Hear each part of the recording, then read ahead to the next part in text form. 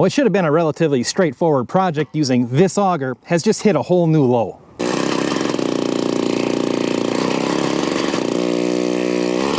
We have a bunch of mystery objects in the ground, about in the area where we want to put our posts. So as you can see, I'm not making real great progress here. What we're trying to do is drill some post holes so we can put up a retaining wall, because we have a soil erosion problem going on in our garden back here. This is usually where we'll put our sweet corn, but because of the way everything's kind of pitched, it doesn't matter how we put our rows in. We end up either having soil washing out to the edge here or soil washing out to the bottom down here. Some of that stuff definitely wasn't very nice on the auger. Another issue we have to contend with is time, and that's because it's Memorial Day today, and because of how the holiday fell this year, that means we have about 5 days left before June gets here. Now, we'd really like to have our corn in before then.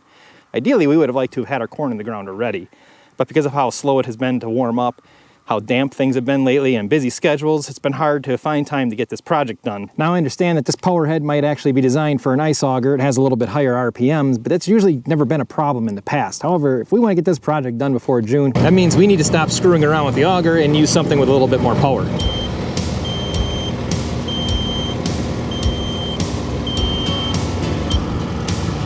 But before I can just start digging, we need to lay out and put together our retaining wall. That way I'll know exactly where to dig for our posts.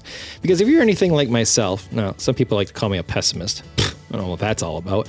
I like to look at myself as a realist. I just like to think about these things. It's just who I am.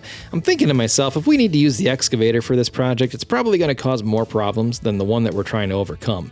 And then if you don't see it yet, you're going to see the problems in just a little bit. Anyways, we got our 7 posts laid out over a span of about 25 feet, equally spaced. We also have 3 holes in our garden right now in a span of about 25 feet, 1 at either corner, 1 near the center, and none of them managed to go deeper than 2 feet before locking up our auger. Now, with that kind of track record, it really didn't pay to try to do the other 4, right? And we also have this awesome thing in Wisconsin called a frost line. Some states have it, some states don't, whatever. We're one of the lucky ones. If we don't go below the frost line here in Wisconsin, we have a good chance of having our projects wrecked by frost heave. That means we need to be down at least 3 to 4 feet, optimally 5. We can't get there. We don't know what's in the ground yet, but we're going to find out. The wall is done, and it actually looks pretty decent for being made out of mostly reclaimed material. So now it's time to hop in the excavator, but because we did not build the bottom of the wall to conform to the slope of the ground, there's one more step we need to go through with the excavator before we dig a hole. Instead of doing a bunch of crazy math and cutting our boards at angles over the length of the wall to make sure that the wall would conform to the slope of the ground and maintain level at the same time, it was so much easier to just use my rotary laser level and the grading bucket to cut the ground away and level the ground out. That way our wall sits nice and flat. That's the whole point of this project anyways. We want to make sure that we can raise this lower end of the garden up level to the top of the wall so we can prevent any future erosion and runoff. Now, there's just something that's so satisfying about watching excavator work, whether it's something from one of our own videos or watching someone else's videos, but excavators have to be one of the coolest pieces of equipment in my opinion, and I never imagined that a grading bucket would be so essential for anything that we would do up here, but it is very helpful, and it's fun to watch that ground transform and flatten out.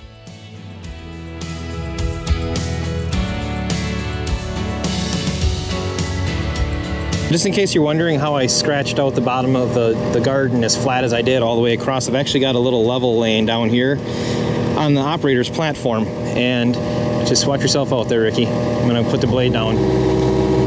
I was digging over the side, so I was able to use my blade to pitch the excavator up until the bubble came into level. Now that all the prep work is out of the way, we can finally start digging and figure out what kind of mystery objects we have in the ground, because we have no idea what's going on. And the reason why I refer to them as mystery objects is because really it could be anything.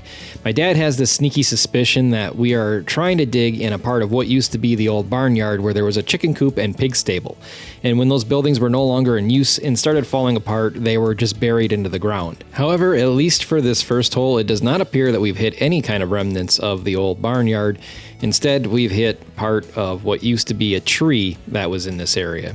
Now, there could also be some other things like old pieces of farm equipment. We've found a number of things in this general vicinity before, not usually digging very deep. Stuff was just right at the surface. We were finding components to a spring tooth, a manure spreader, roller chain, broken gear components, You name it, it was pretty much in there. And we've also found some bricks and some larger stones. So I have no idea exactly what we're going to find in each of these holes, but it just seemed really odd that 3 random holes in a 25-foot stretch seemed to hit something at about that 2-foot mark. I mean, I can't believe we were that lucky to hit something every time. I still feel like there might be something bigger under the ground here. So we're coming up on hole number 2 here, and we're going to find out if we would have struck out with the auger. And survey says, yes, we would have struck out. Look at that thing is right in line with the paint marker. So we would have probably gotten maybe 8 inches into the ground before locking the auger up again.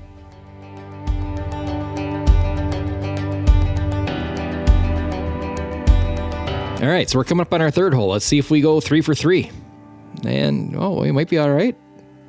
Yeah, nope, there it is. Yep. It's a good thing we didn't drill any more holes.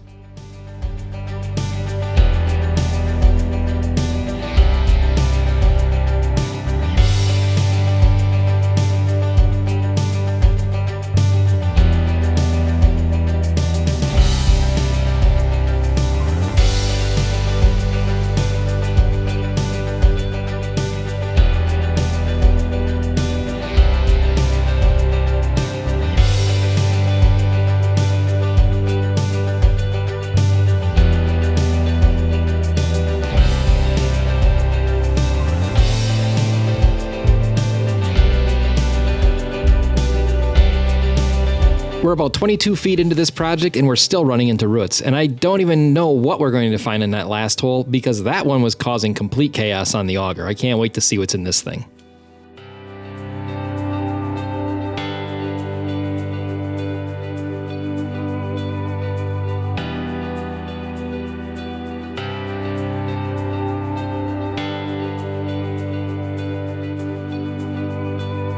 So it's starting to look like this hole might be the start of where the barnyard was and where the buildings that used to be in the barnyard were buried. The pig stable, the chicken coop. There's some bricks, larger stones, some tree roots again. So there's a little bit of a mixed bag of everything in this hole. But this one, it makes sense why I was having so many problems with the auger in this hole. I just got done squaring out the back sides of all 7 holes, so that way we have a nice straight sidewall for the post to lean up against. Now the first 6 holes that I dug, there were a lot of roots. And the 7th hole here had some big stones, a lot of stones actually, and there's a bunch in that pile yet still. So we would have had one heck of a time trying to do any of this with the auger. Now, you can probably see it as well as I do. The only thing that's a bad situation here is there's not going to be much for stable, solid soil for this retaining wall to have to brace itself against, which is why I did my best to dig the back sides of these holes in as straight of a line as possible so we can use the backside of that hole as a solid point to lean the post up against. That way when we start pouring more soil and dirt into the garden and it falls up against the retaining wall here, it kind of keeps that wall from wanting to tip backwards.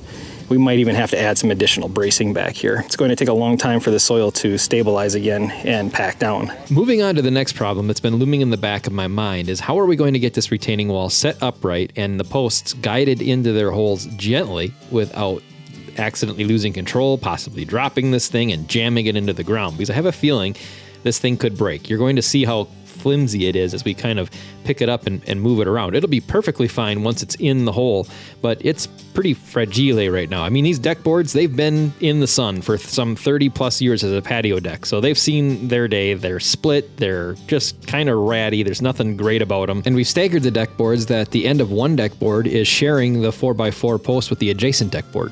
So if we drop them too hard, they could definitely crack off. There's only 4 of us, the thing's kind of heavy, it's kind of long, it's awkward.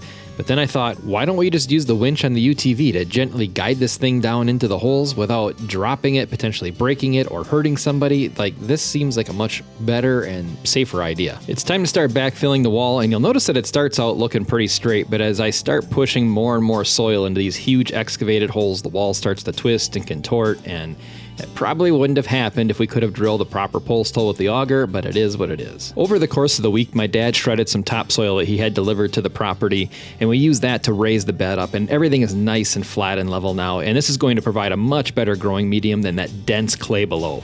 And everything's going great. It's June 1st, we're getting our seeds in, and then my mom decided to spill them all over the ground.